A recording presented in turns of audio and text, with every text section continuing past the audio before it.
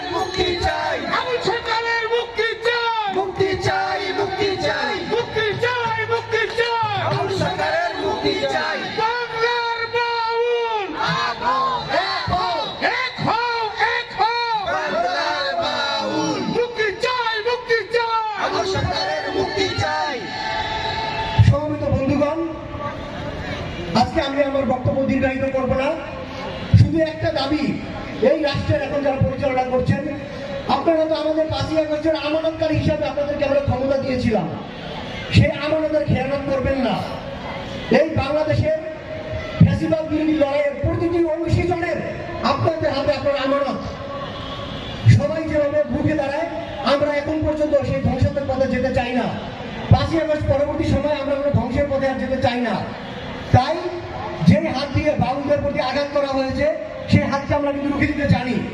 আমরা কেউ এখানে দুর্বল চিত্তের এখানে কেউ নাই, এই কথাটা মনে রাখা উচিত।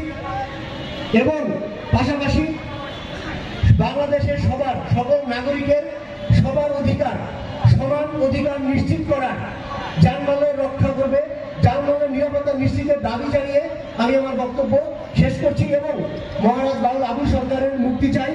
পাশাপাশি বাংলাদেশে যার যা ধর্ম, যার যা বর্ণ, যার যা আদর্শ, সবাইকে সবার মতো নিরাপদে শান্তিতে তাদের নিজেদের আবাসস্থলে থাকতে দিতে হবে এবং এটি এই সরকারকে নিশ্চিত করতে হবে।